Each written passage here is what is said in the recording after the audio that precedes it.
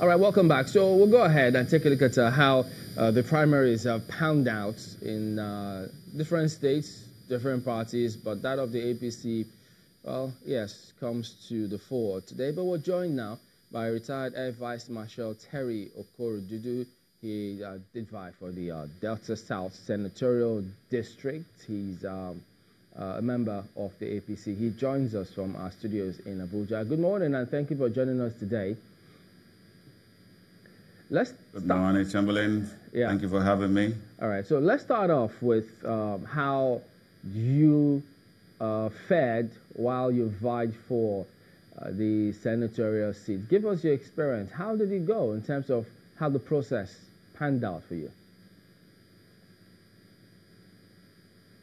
Well, unfortunately, it was a rather torturous experience, given that at the end of the day, it certainly didn't even happen because there was no primary as far as we're concerned. As you know, we collected the forms, paid for forms, and went through the processes. And at the end of the day, basically what happened that there was an exclusion of myself and a few others from the entire process. And the outcome was that a former governor of the state was made the sole aspirant, which is ridiculous, of course. So there's no explanation for that. So that's where we are. Basically, it was quite a vexing experience. That's where to put it. Well, when you say he was made the sole candidate and that the event didn't happen, it suggests a lot of things. Now, if I could take it back to where you say the event didn't happen, was it that you didn't go through or you didn't get to the stage you'd have required and that you went through the process properly? Because there are those who say, look, yes, there are several processes. You need to acquire your expression of interest form, after which you have to be cleared, after which you then vie. So does that then mean that having gotten the form, you weren't cleared, or what? Okay, expression of interest, all of the forms, the due process was followed, at least by us, and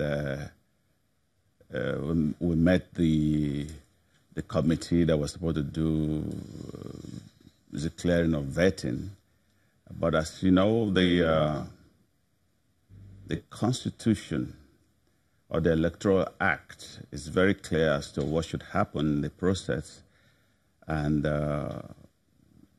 basically, at the end of the day, when we got to the venue for the primaries, which was in Ole in Delta State, there was no accreditation over 2 days, and there was no election. So simple as that. Of course, there was some publication by the party along the lines that only Emmanuel Uduaghan was the candidate. They didn't indicate whether we were cleared, not cleared. We were just simply excluded. At least I was just simply excluded from the process.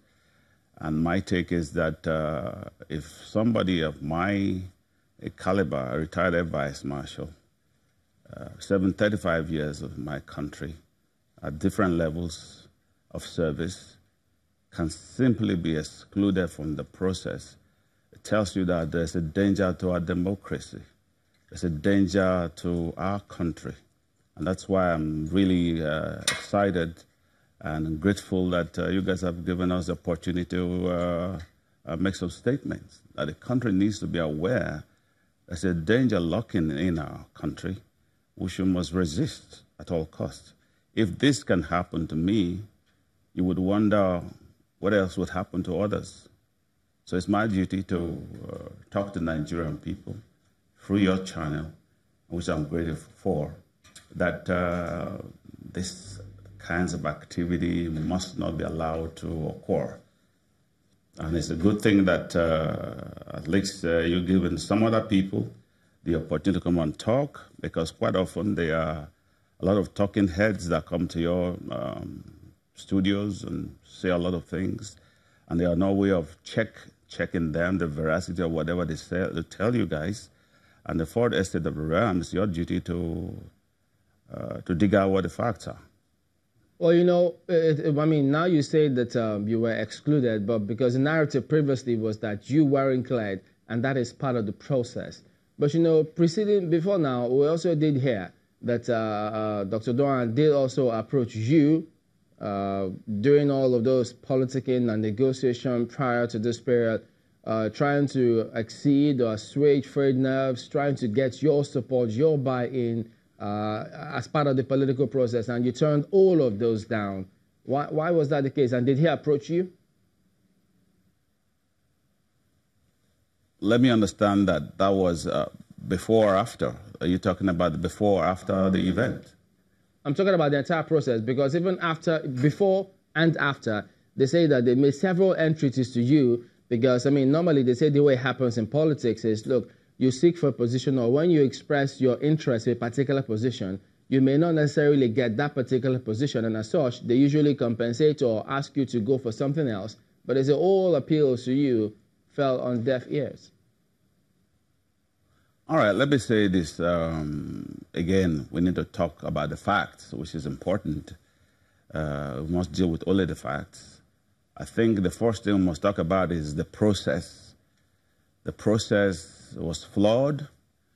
The process itself, in my view, in the view of a lot of people, independent observers, suggests miscarriage of a due process, lack of transparency, and lack of integrity.